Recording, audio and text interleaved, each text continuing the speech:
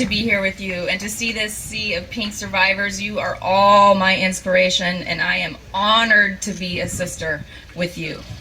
And everybody else that's here, thank you so much for being here. Thank you to my friends and family who joined, but all the friends and family who care, and the crew. This has honestly been a truly fantastic experience. So I'm going to talk a little bit about me, but I'm also going to share a very important story about a treatment friend of mine named Jill. I first met Jill in the infusion center, and those of you who have spent time in there, you know that you're sitting in those captain chairs and you're eye to eye with people for 6 hours. And it's really awkward to pretend that you're not seeing them and they're not seeing you. Well, Jill and I had done this enough times that I finally broke the silence one day. And it was because, honestly, she looked so damn good.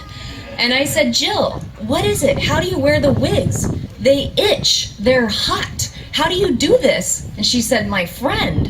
And she pulled her hat off. It's the halo.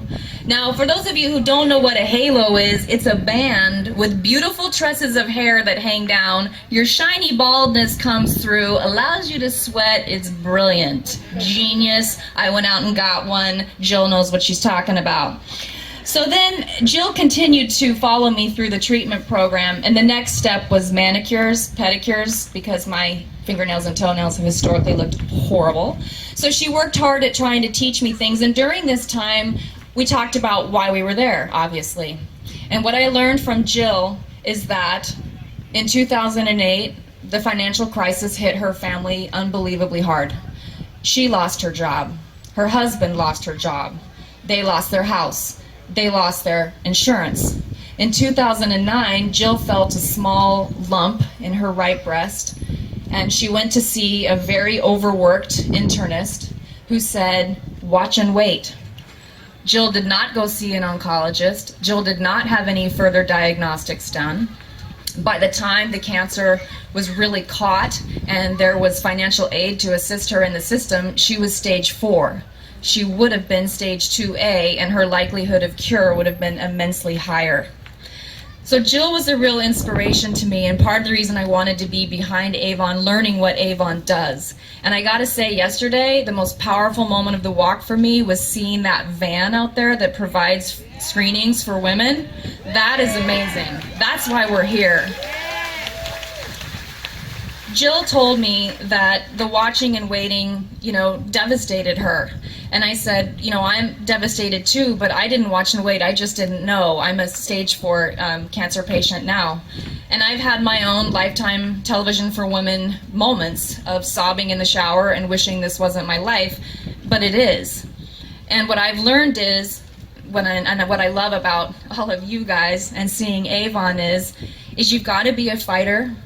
You've got to believe in yourself. You have to have people around you who support you and care. And this organization supports and cares, and it is something to believe in.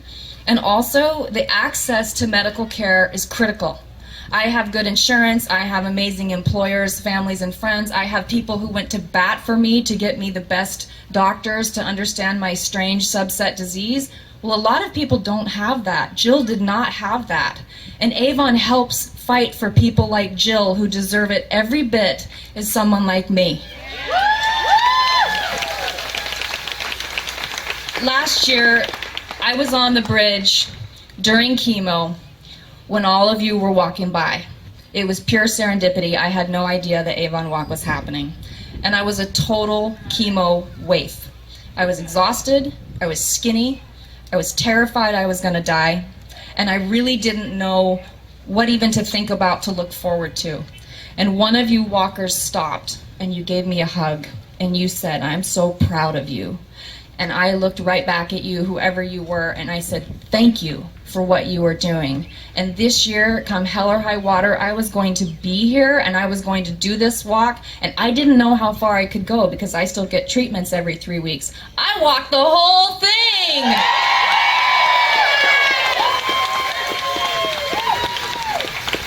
I believe that a person battling breast cancer should not be limited in her ability to fight because of her financial situation.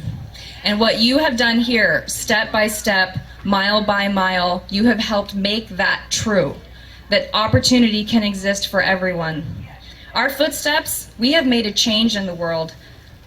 I have to say that sometimes even now, but since my initial diagnosis, I have moments where I feel so small and beaten up and afraid. But to be around people like you makes me feel powerful, and it makes me feel like I can do things. And I want to say something to all of you, and I hope you'll say it all to yourselves. I matter, and so do all of you. And I hope when you go home tonight or you have a dark moment, you'll look in the mirror and you will say, I matter. Because what you did here today and yesterday and what you're doing every day with your fights, you matter.